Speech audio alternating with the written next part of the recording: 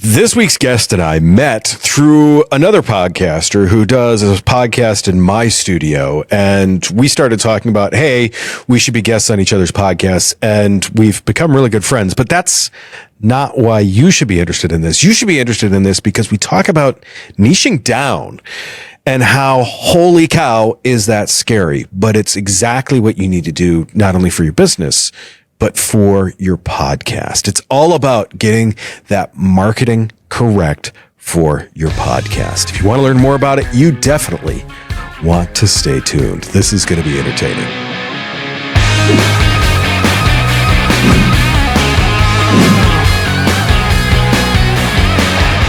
You started Beacon Media in 2012 in Alaska. True. Of all the crazy places to start a business, right? Right. Everyone thinks like, hey, when you're going to do marketing and all these other things, you're going to be New York, you're going to be LA, you're going to be London. You're like, no, I am going to go to the absolute middle of nowhere, Alaska, and I'm going to start doing marketing. About that. Yeah. This is why we get along, because let's take an idea that sounds kind of bad and then let's make it work anyways. Yeah. Well, on top of that, to make it even more of a it's where I was born and raised, right? So coming from the middle of nowhere. But nobody was doing it in Alaska. Nobody was doing digital marketing, as an agency. There were a lot of great freelancers doing bits and pieces of it, but nobody was really kind of bringing it together. So, here we are, my co-founder and I at the time launching this digital marketing business way ahead of what was happening in Alaska. Like, we were past cutting edge. We might have even been past bleeding edge at the time. I mean, it was so early to market. It was brutal.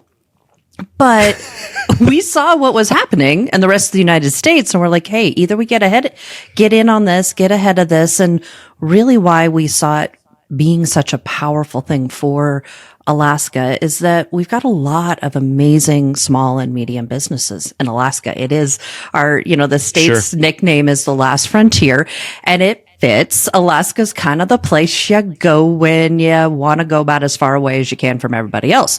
Unless maybe you're talking, Arkansas Ozarks or some middle of nowhere Montana. But Alaska's kind of that place of new beginnings, that place of, we're pulling up all our stakes. We're going to go out to the crazy boonies and we're going to start something new with a bunch of duct tape and baling wire. I mean, that if you don't have to MacGyver it, why even start?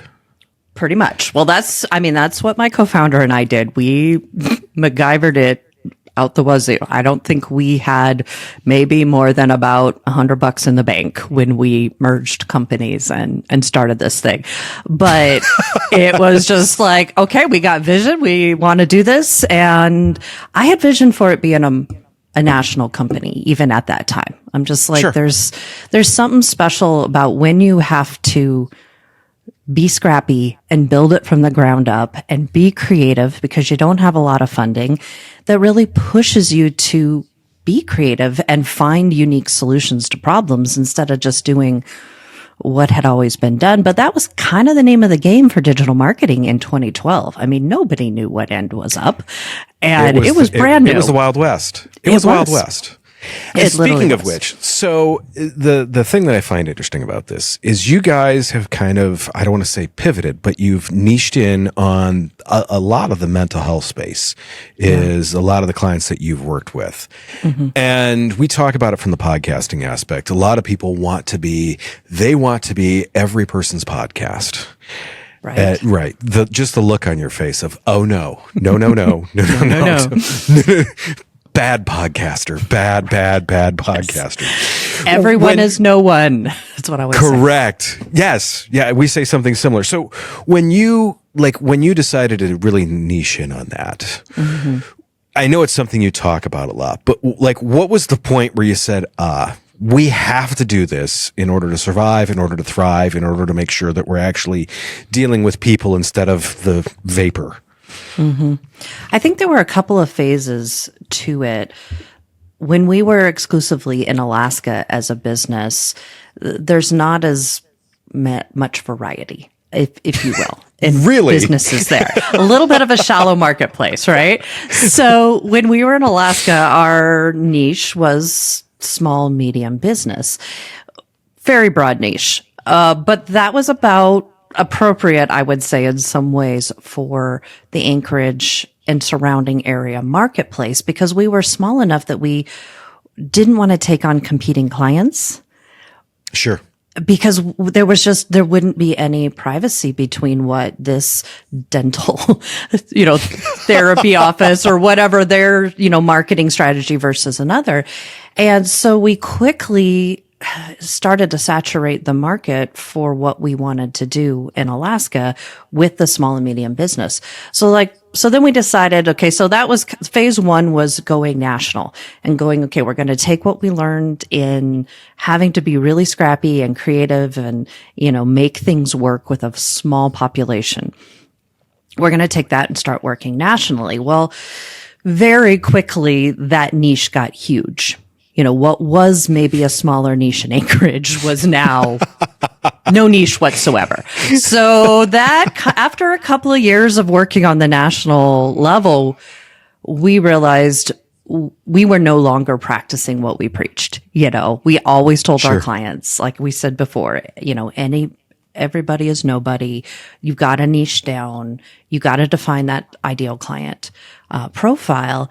And so all of a sudden being 2 years-ish, realized we were so far outside of of what we were preaching to other clients. So we're like, man, we really got to change this, right? Sure. But it's scary to niche down. 100%. We've walked so many clients through how scary it is. And yet I don't think we were really prepared for how scary it was for us to do it, to be honest. It's funny. I talk about this sometimes too, it's the cobbler shoes. It's the same reason why you never, ever, ever buy a mechanic's car. Right. He worked on them all week long. If it got him to work, it's fine. Does it have oil? He doesn't know. He hasn't checked it since the turn of the century. It worked today, and until something falls off that makes it so, so oftentimes I catch us doing it with our podcast. I catch us doing it with our marketing. We're like, hey, I know we just told you to do the thing, but we're not going to do the thing. And I'm like, crap. And I think the thing that I liked about it is you touched on it, is it's scary as hell to do that. Yeah. How did you start doing it? I mean, to me, I know most people think, oh, you just target a specific client, but there's a no side to that also, isn't there? And that's the tough part. How did you get through the no side where someone approaches you that's outside of your wheelhouse and you got to be like, I love what you do. I think it would be great to work with you. And you have a checkbook, but no. That is still the hardest thing, I think. I don't know that ever gets... It does not. Better. So let me answer the first part of your question and start there. So what we did is we went through our existing clientele and we really narrowed it down to who are we winning for? Who are we really making a difference in their lives with the marketing that we're doing? And how does that compare kind of to our other clients that maybe we're doing a really solid job for them, but we're not knocking it out of the park? And so, of course, that leads to the question of why are we, only doing here, and this. But so that's a whole nother discussion. But we did look through, like, who are we really winning for? What industries are we really winning with? And the mental health, and it started off being healthcare. So it was pretty broad. We were looking at our dentists, our orthodontic clients, our physical therapy clients, and we started realizing we have a lot of clients in the healthcare space and what we call home services. So HVAC, roofers, plumbers, that kind of thing. So most of our clients, or a significant portion of them, fell into one of those two categories. So we looked more in the healthcare world, partially because I have a background in that. So my father is a therapist. He retired just this year, actually, after 30 years of running a mental health and medical practice. He wasn't a medical doctor. He had doctors that worked with him, but he was the therapist side of it, and he was the vision behind it. So one of my very first professional jobs was actually working in the reception side of his counseling and medical practice and doing the medical billing or, and workers' comp and all this kind of stuff. And so I did that for many years. So I had this kind of inside understanding of how a clinic needed to run, whether it was therapy or medical. And also just being raised by a therapist. Yeah. I could talk the language probably better than I would like. And then my husband was a behavioral health counselor for many years. So I had seen the inside of how addiction recovery world works as well. So that was a very easy kind of niche to pick out then from that healthcare world. And I'll be honest, when we started, we didn't quite have the courage to go full all in just on mental health. We narrowed it down to healthcare first with a focus on mental health and behavioral health. And so that was our first step so I would say that was phase 2, if you will. But that was probably our biggest step as a company up to that point to niche down in mental health and in healthcare in general. But then that was 2019. So that was right before COVID. So I was about to say, did something happen right after that? I forget. Yeah. So COVID hit and mental health took off. So it was right place, right time. That doesn't always work in small business. The timing doesn't always work. This time it did. I'd like to add something to that. You said mental health took off. The mental health industry took off. Mental health flew the coop. It did, which meant mental health industry had to take off. That's a good point of clarification. Yes. So the mental health industry exploded, for better or for worse. And, there was a much greater awareness of the need for mental health. I mean, heck, we are all stuck in our apartments and our homes facing ourselves and not really able to run a lot of places. So yeah, all of a sudden it was really, and there's a lot of fear, as we know, and all that. Sure. So that really brought kind of the spotlight on that part of the healthcare industry for us. Sure. And so we really doubled down and leaned into that. And now it's about 70 to 80% of our business is in that particular part of the healthcare industry. That's awesome. And the pivot on that too is to me, it's nice. And I think a lot of people will be glad to hear that it wasn't just a switch. It was a switch over a couple of years that, okay, we have to be intentional about who we're finding. We have to, and it's the same thing really with the podcast it's about finding your right audience. It's about finding the people that you are trying to talk to because those are the ones that are going to tune in. There's something that when you were on Chrissy's podcast, the Better Business for Small Business Leaders podcast, cause we edit that one where she was in the studio, much like, we're doing today remotely. And I'm going to read this because you drew a sharp line between lead gen, which you kind of considered as paid ads, fast results, but often lower quality, and then brand marketing, which is that slow burn, 6 to 12 months. But that's the thing that usually creates those stickier clients. Those are the higher outcome clients. Those are the ones if they've hung on with you for that. How do you, when you're, and this is going to go across from both the marketing side and the podcasting side, because, podcasting is not, I published my 3rd episode. I am now rivaling Joe Rogan for popularity. Right. It is a very, very slow burn. It is a very long game. So how do you, I don't want to say square that circle because God, is that overused? But how do you present that to people to say, look, this is 6 to 12 months of the first 5 or 6 months. You're going to be like, are these people even doing anything? How do you approach that? Because to me, the thing that I'm looking for in this is, as we talk to podcasters about this, it's 86% of podcasts don't make it past episode 15. Right. Right. And it's because they're like, well, I'm not Joe Rogan. I'm not famous. What the hell? Yeah. And they stop. So how do you approach that to say, look, you buckle up. This is not a short ride. Right. I will say it's never an easy conversation for most. That is the biggest understatement I think I have ever heard on my podcast. I might have a few more for you by the time we're done today, but we'll start there. So I would say, I mean, every once in a while, we do have a company that comes to us that understands they've done enough in marketing. They understand the difference between, sometimes we refer to paid ads as more the microwave versus the oven, or the Instant Pot versus the crock pot kind of a thing. Both are going to get you a great meal, but you're going to get one you got to plan ahead for a lot more. The other one, it's a lot more instant.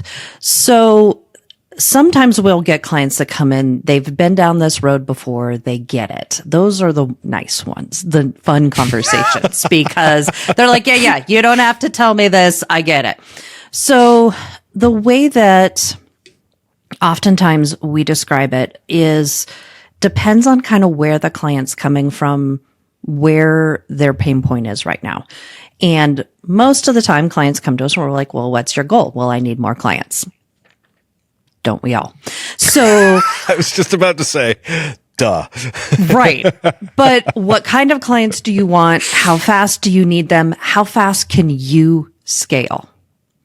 And that is oftentimes the pivotal question, because if we turn paid ads on, yes, like you said, we're going to get a lot more junk leads oftentimes, but we are going to get a rapid influx. Now, not as much as we used to, because AI is interrupting that client journey and changing this whole conversation, probably a conversation for another podcast. But paid ads is still effective. Maybe costs a little bit more to get what we could have gotten before AI, but it's still effective. So sometimes it's like, okay, well, do you have the capacity to scale at the rate that paid ads can bring you business? Most people have not thought through that stage of it.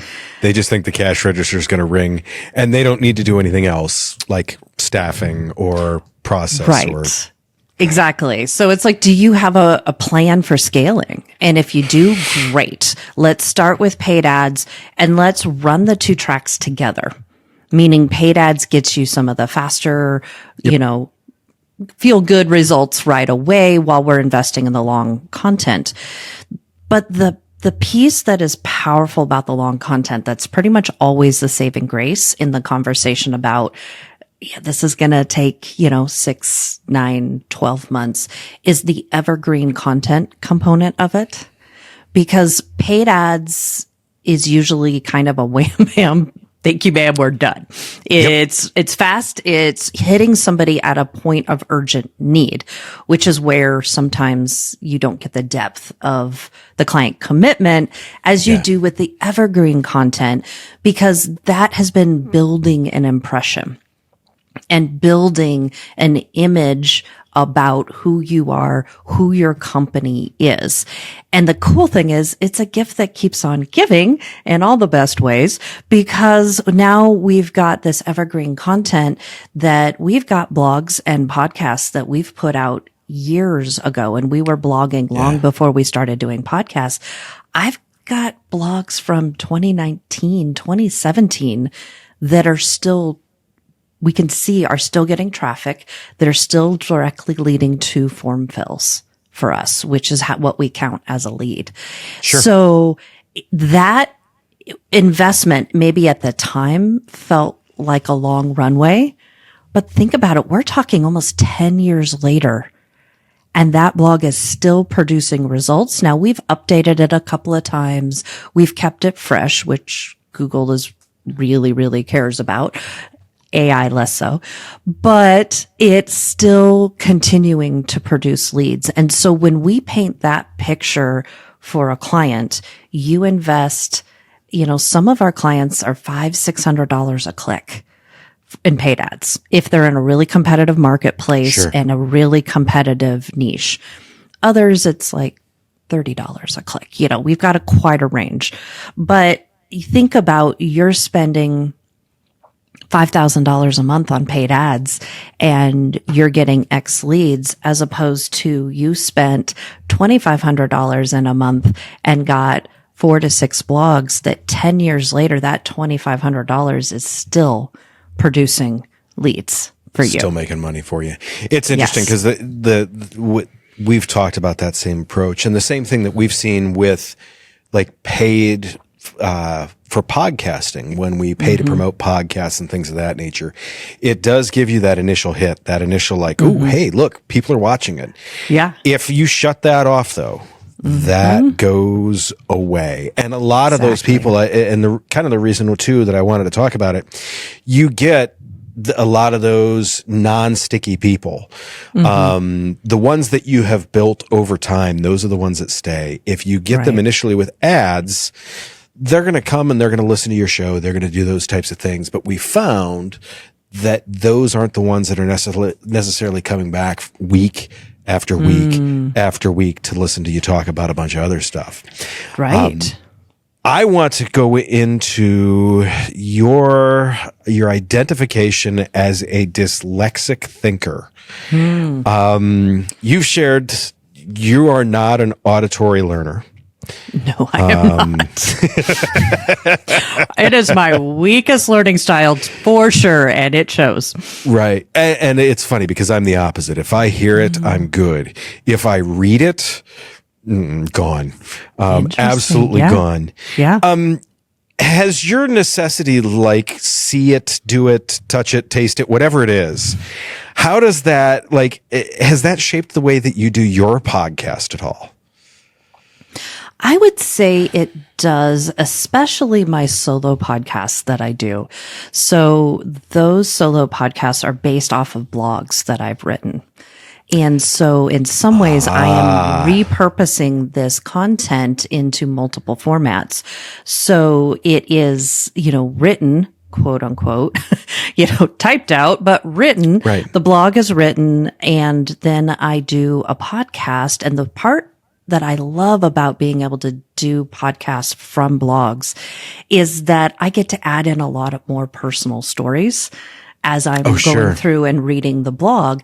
And it just is kind of a natural thing, because this is a funny thing about me and my dyslexia is I am a weak auditory learner, but I am an auditory processor. I process out loud. So yeah, how funny is that? So it's really interesting when I'm getting to go through and read these podcasts or these blogs. There's stuff that would have been too long maybe to put into the podcast, but being able to then talk through it, and that brings things to my mind, and I'm like, oh, right. And that brings to mind this story and that story or this example. And so to me, it adds and enhances what was written. And so now I'm speaking it. So we have written, we have spoken, and then obviously we do video. So we have the visual side as well. So for me, that's one of the really important things and why I love doing those. But it's an example, like we definitely do subtitles on everything, because I don't listen to videos. I read them. I read the subtitles. Interesting. Because most of the time I'm not at a place where I can have audio on. So it's so interesting. And this is why I've always loved these conversations, because we are the exact opposite. I will have the video on and I'm listening to it. But it may be in my earbuds and my phone may be in the other room. Oh, interesting. Yeah. The flip side of that is I will bullet point, like if I'm going to do a solo podcast, I'm going to bullet point things. I'm going to talk about it. And then we're going to write the blog from that. Yeah. Interesting. So here's the dyslexia is we go inverse from each other. We are backwards from each other in our process of both of these. Which to me, I first off find it interesting because obviously there's 10 different ways to do the same thing. Right. And it's figuring out what fits, what works, and how we always talk to people about the podcast as a content flywheel. You go on, you talk into the microphone for an hour and it just spins a bunch of stuff out, which is great. The blog, the email, the post, the other things. But you do it the opposite direction, which to me is kind of cool because I've never thought of it doing it that way. We've always been this line, not realizing that you can walk it backwards. Recently, you have said, everything is getting infinitely more complex, referring to AI. It's funny. This thing is coming in and it is made to make our lives simpler and easier and more wonderful. And in so many ways, it has done that. And in so many other ways, it has done the exact opposite. It's true. Like, it really has. I mean, because when I look at some of the stuff that we're able to accomplish, I'm like, my God, we couldn't do this 2 years ago in an hour. Right. When I look at some of the stuff that we have to deal with, I'm like, damn it, AI. Where do you see the human element as we move forward? I mean, you've got your podcast, you've got those, and to me, that's obviously you see value in the human element of things. 100%. Where do you see that moving forward? I guess, and I would say more of the podcast aspect of that. Cause there's the company out there that's doing, 3,000 podcasts a week. Right. All AI generated. Right. Yeah. So where do you see the human element moving over the next 2 years, 3 years, 5 years? Get out your crystal ball or your 8 ball. Take your pick.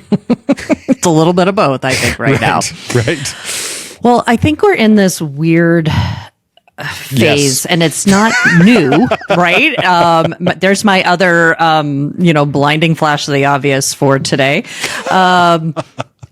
But the .com world followed a similar, or AI's following a similar trend, it seems like, to the .com world, that we already saw a rush of technology and then a crash. And I think we're in some version of that again. And that's part of what's creating a lot of the confusion and complexity right now, is that we all have a brand new bright shiny object. We all have a brand new toy, and everybody's got a different idea of how to play with that toy and how that toy should interact in our lives. And then there's others like, it's not a toy, it's a tool. And how dare you use it as a toy? Which both sides are going to happen. So we're in this, like, everybody's coming at this from a different angle all at the same time. And again, we saw that a very similar, not as intense, because the .com laid the foundation for this arc to be as intense as it is. So I'm kind of actually hoping for a bit of a crash, a bubble burst, maybe more like you poke a small hole in the balloon and it slowly deflates, as opposed to an explosion. Because that's letting it go fly across the room. Right. Yeah. We don't really need that in our economy again. But I think need it in the tech development arc. So we're already starting to see a lot of the AI companies that were early to market with AI, they're already starting to consolidate. They're starting to, one tool to do multiple things. Whereas before, when AI, even just a year ago, you had to have, your tech stack was so ginormous. We couldn't keep track of the names, much less what they did, because the names got weirder and weirder, and that's not slowing down. I'm just like, is this Gizmo or G-Gizmo? I don't know which one this one is, So I think that we will continue to see a consolidation of the technology, which I'm hoping reduces some of the complexity, at least in our tech stacks, where it's more like, okay, we've got 5 as opposed to 50 right now. So that's where I'm saying I think the arc of it, again, hopefully not exploding, but maybe some deflation in the confusion and the just insanity that's going on right now.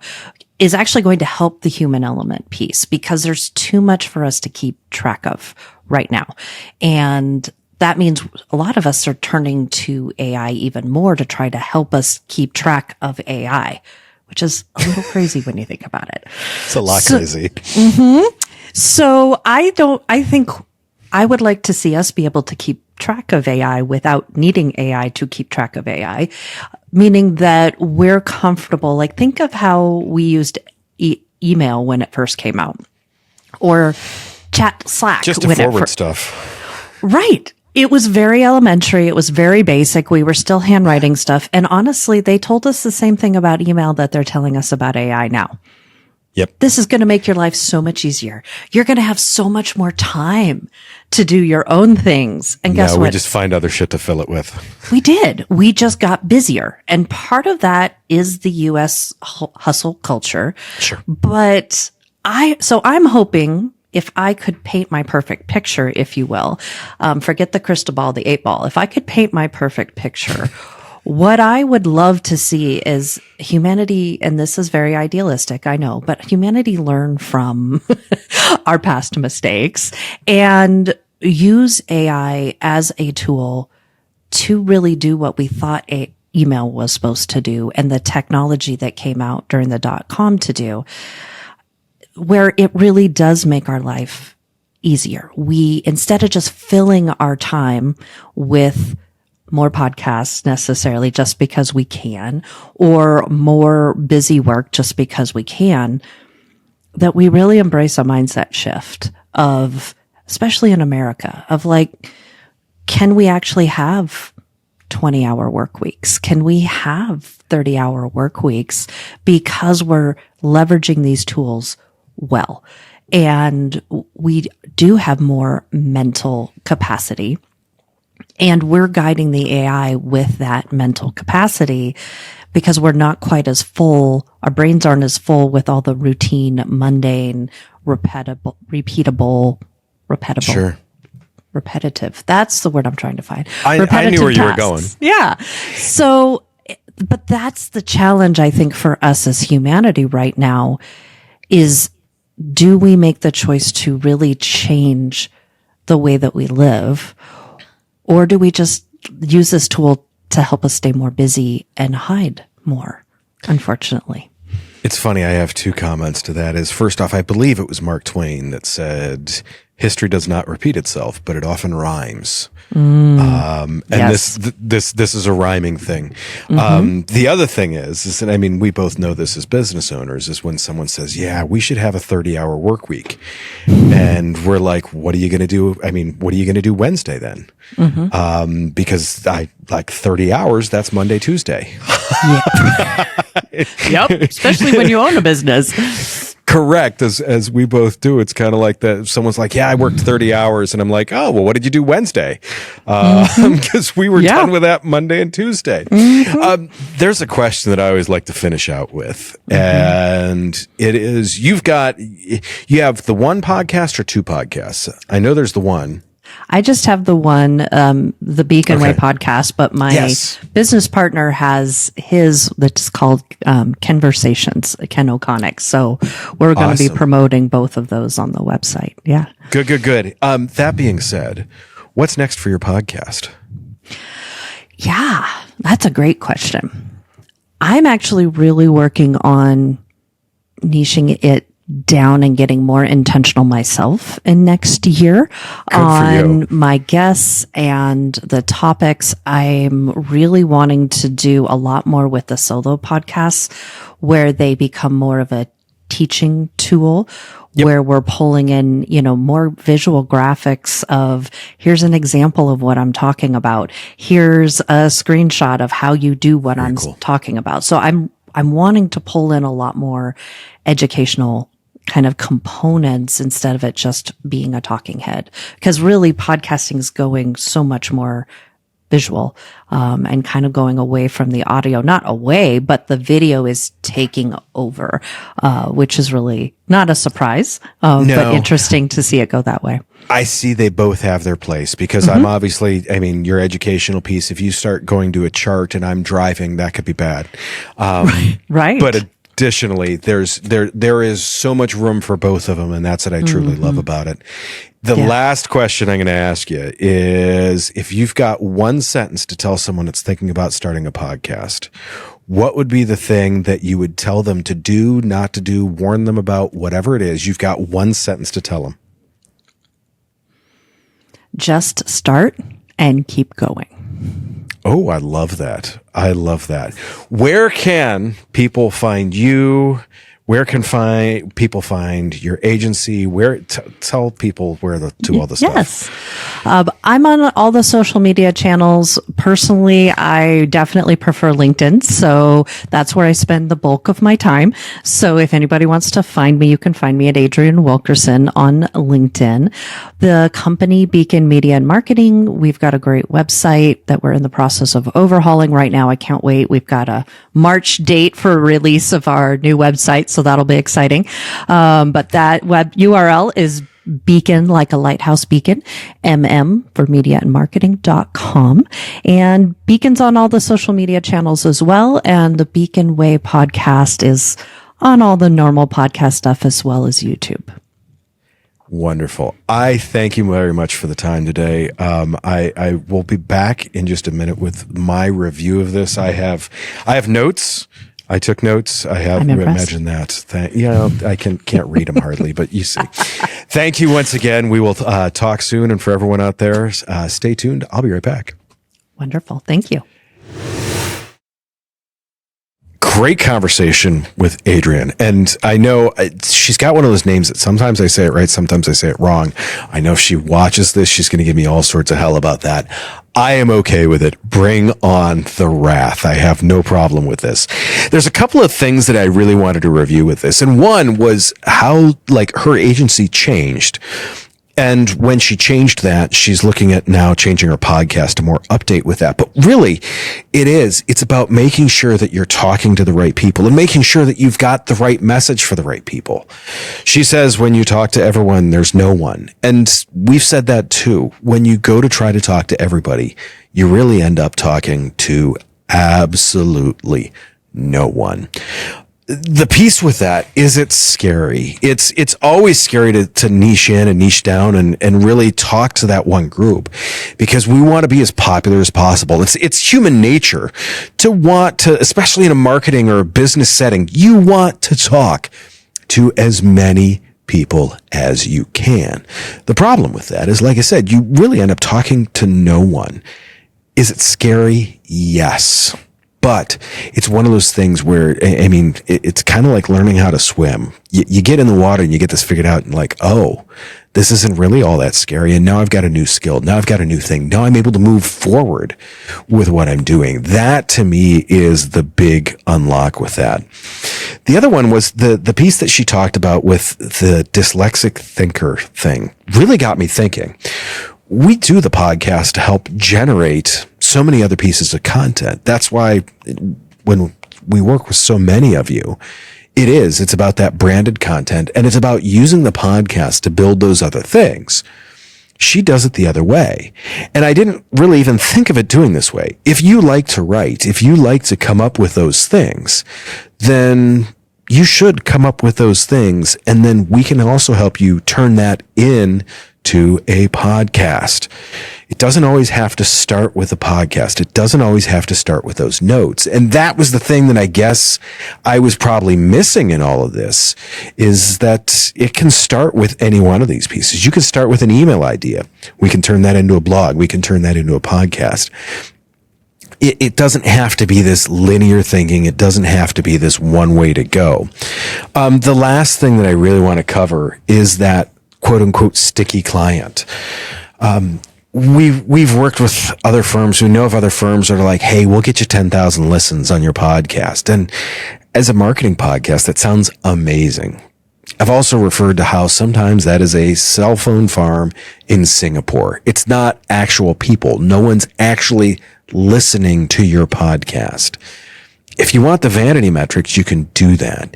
But really, if you are looking to build these long-term relationships, if you are looking to build something that, like, let's say, has a longer business cycle, this truly is a great, great way to do it.